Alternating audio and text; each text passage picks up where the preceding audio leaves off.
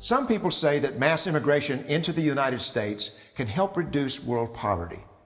Is that true? Well, no, it's not. And let me show you why. This gumball represents the 1 million legal immigrants that the United States has taken every year on average since 1990. Now, who in the world deserves our humanitarian compassion? The World Bank has one measure of the desperately poor of the world. They make less than $2 a day. And how many people make less than $2 a day in the world? Well, let's start with Africa. In Africa alone, there are 650 million people who make less than $2 a day. 650 million. And in India, another 890 million people, desperately poor. China adds another 480 million people, making less than $2 a day. And unfortunately, the rest of Asia has a heartbreaking 810 million people who the World Bank says make less than $2 a day. And finally, there's 105 million of Latin America's population that are desperately poor. All told, the World Bank says there are 3 billion people in the world, 3 billion people who are desperately poor, making less than $2 a day. That's 3,000 gumballs. And every year, we take 1 million and suggest that we've somehow made a humanitarian difference. Of course, we don't pull our immigrants from these desperately poor populations, do we? These people are too poor, too sick, too disconnected to make it here as immigrants. We tend to pull our immigrants out of the better off poor of the world. And Mexico tends to define the type of immigrant that we bring here because the plurality of people come from Mexico. And Mexico is poor. How many people in the world live in countries that have average incomes lower than that of Mexico? And the World Bank tells us that that number is these 3 billion plus another 2.6 billion people. 5.6 billion people in the world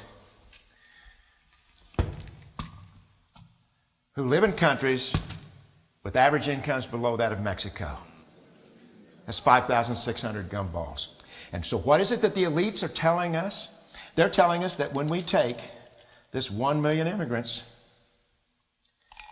that we somehow or another are tackling world poverty. And we have to do it regardless of the effect on our unemployed, the working poor, the most vulnerable members of our society, regardless of the effect on our natural resources. Even if we went by the most radical proposals in Washington, which are to actually double our immigration to 2 million a year, which would totally overwhelm our physical, natural, and social infrastructures, we couldn't make a noticeable difference. And we may be really hurting the impoverished people of the world because the million that we do take are among the most energetic, often the better educated, certainly the most dissatisfied people that if they did not immigrate would be the agents for change to improve the lot of all the people in these countries. The true heroes in the global humanitarian field are the people in these countries who have the wherewithal to immigrate to another country, but instead stay in their countries, to apply their skills to help their fellow countrymen. Unfortunately, our immigration system tends to entice these very type of people to abandon their countrymen. The impossibility of making even a dent is actually worse than it looks here. Because